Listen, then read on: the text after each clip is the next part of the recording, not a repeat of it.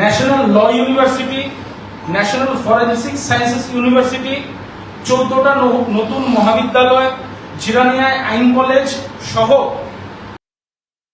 প্রদেশ কার্যালয়ে ভারতীয় জনতা যুব মোর্চা ত্রিপুরা প্রদেশের ডাকে যে সাংবাদিক সম্মেলন, এই সাংবাদিক সম্মেলনে উপস্থিত বিভিন্ন মিডিয়া বন্ধুদেরকে প্রথমে আমি স্বল্প সময়ে আপনাদের উপস্থিতির কারণে ধন্যবাদ এবং শুভেচ্ছা জ্ঞাপন করছি।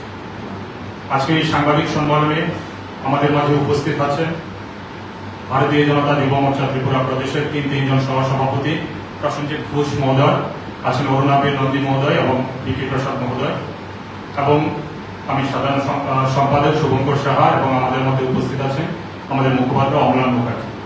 কিছুদিন যাবৎ আমরা লক্ষ্য করছি আমাদের ত্রিপুরা রাজ্যে ভারতীয় জনতা পার্টি যে সুশাসন আমাদের চালু রেখেছে তার বিরুদ্ধে কিছু আমাদের বিরোধী দলের যে বিলুপ্ত প্রায় যুব সংগঠন এবং ছাত্র সংগঠন বলে যারা দাবি করে, তারা বিভিন্নভাবে আমাদের ত্রিপুরার যে শান্তির বাতাবরণ এটাকে বিনষ্ট করার জন্য বিভিন্নভাবে একটা প্রচার চালিয়ে যাচ্ছে। এই প্রচারের বিরুদ্ধে প্রদেশ কমিটিও বিভিন্ন কর্মসূচি হাতে নিয়েছিল, আপনারা নিশ্চয়ই অবগত আছেন। তার পরিপ্রেক্ষিতে ভারতীয় জনতা যুব মোর্চাও আগামী 1 তারিখে বিভিন্ন কর্মসূচি এই অপপ্রচারের বিরুদ্ধে হাতে নিয়েছে। সেই যে কার্যক্রম বিষয়ে আপনাদেরকে বিস্তারিত আলোচনা করবেন ভারতীয় জনতা যুব মোর্চা ত্রিপুরা প্রদেশ কমিটির মুখপাত্র শ্রী অমলান মুখার্জি। নমস্কার সকলকে। মূলত আপনারা শুনেছেন যে আমাদের এই সাংবাদিক সম্মেলনটা কেন। আমরা বিগত কিছুদিন ধরে দেখতে পাচ্ছি যে বামফ্রন্টের ছাত্র এবং যুব সংগঠন বিভিন্ন জায়গায় তারা হাতে গোনা কয়েকজনকে নিয়ে ডেপুটেশন নামক কিছু নাটক মঞ্চস্থ করছেন। তারা বলছেন যে রাজ্যের শিক্ষা, স্বাস্থ্য এবং আইন শৃঙ্খলার যে ব্যবস্থা সেটা নাকি পুরোপুরি ধ্বংস হয়ে গেছে।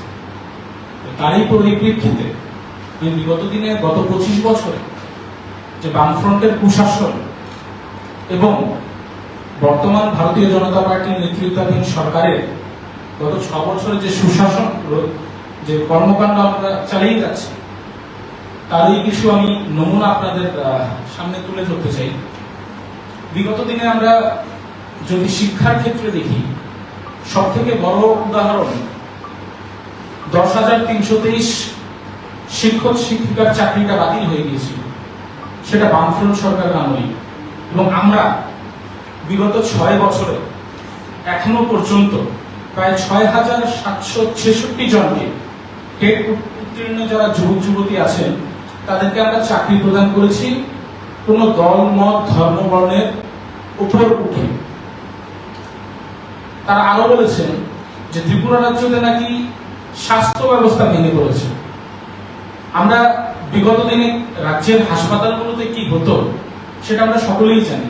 বিগত দিনে বিনা চিকিৎসায় বিভিন্ন রোগীরা রাজ্যের বিভিন্ন প্রান্ত থেকে এসে বিনা চিকিৎসায় মারা যেত, কিন্তু বর্তমানে এই সংখ্যাটা একদম শূন্যের কোটায় চলে গেছে বলে আমরা দাবি করছি।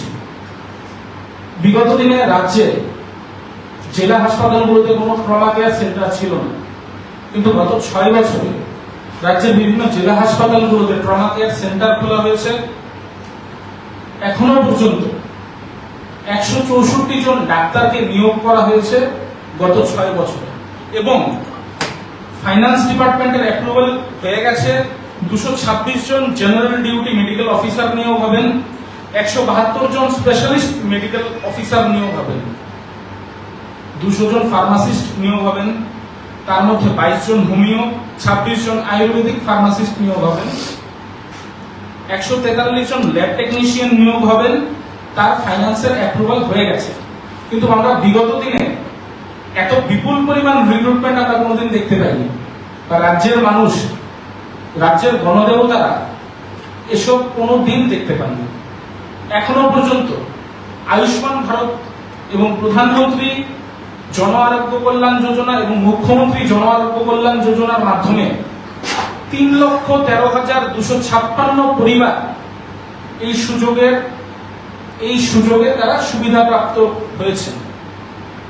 National law university, national forensic sciences university, 14টা নতুন মহাবিদ্যালয়, জিরানিয়ায় আইন কলেজ সহ এখনো পর্যন্ত রাজ্যের শিক্ষা পরিকাঠামো উন্নয়নে এ রাজ্যের বর্তমান সরকার বিপুল পরিমাণে কাজ করে চলেছে।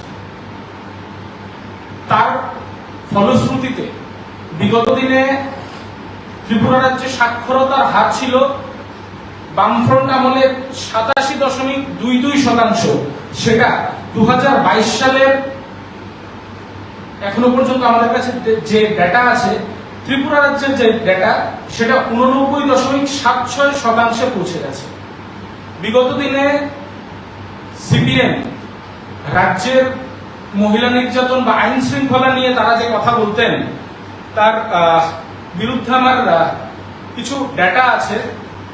সেই ডেটায় 2017-18 ক্রাইম রেট যদি আমি দেখি, তাহলে ত্রিপুরাতে 1 লাখের মধ্যে 170 জন নিগৃহীত হতেন, না হলে কোনো না কোনো ক্রাইমের শিকার হতেন। সেটা আপনাদের সামনে আমি একদম তথ্য সহকারে তুলে ধরছি।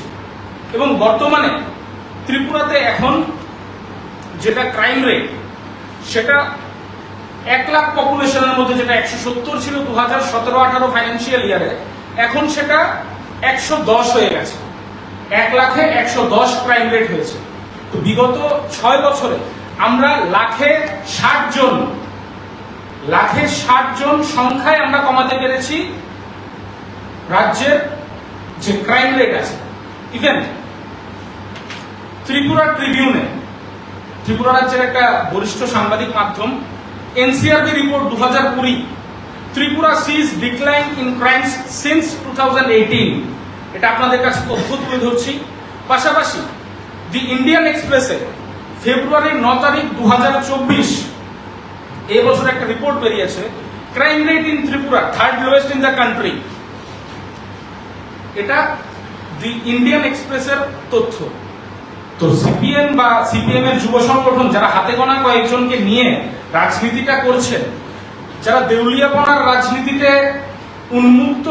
উন্মত্ত হয়ে গেছেন, তাদের বিগত দিনের মতোই এখনো পর্যন্ত জনসমর্থনহীন। তারা 2018 এবং 2023 সালের বিধানসভা নির্বাচনে এবং 2019 এবং আগামী 2024 সালের লোকসভা নির্বাচনের রেজাল্ট জুন মাসের 4 তারিখে দেওয়া হবে।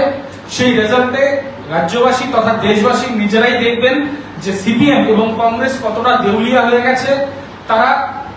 তাদের কাছে কর্মী নেই, তারা শুধুমাত্র কাউন্টিং এজেন্ট জোটানোর জন্য ভারতীয় জনতা পার্টির উপর বিভিন্ন ধরনের অভাব অভিযোগ এবং আরোপ করে যাচ্ছেন, বিভিন্ন ধরনের অভিযোগ আরোপ করে যাচ্ছেন।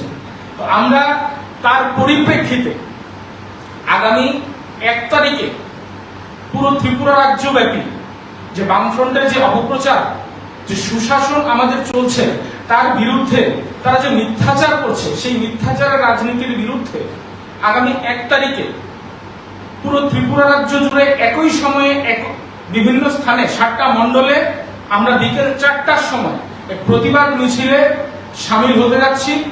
প্রদেশ কার্যালয়ের সামনে থেকে আমাদের সদর শহর এবং সদর গ্রামীণের যে 14টা বিধানসভা আছে, এই 14টা বিধানসভার আমরা একসাথে একযোগে আমরা প্রতিবাদ মিছিলে সামিল হব এবং রাজ্যের বিভিন্ন জেলায়, সেটা ধর্মনগর থেকে শুরু করে সাব্রুম, গোমতী থেকে শুরু করে ধলাই, প্রত্যেকটা জায়গায় একসাথে একই সময়ে এই প্রতিবাদ মিছিলটা হবে।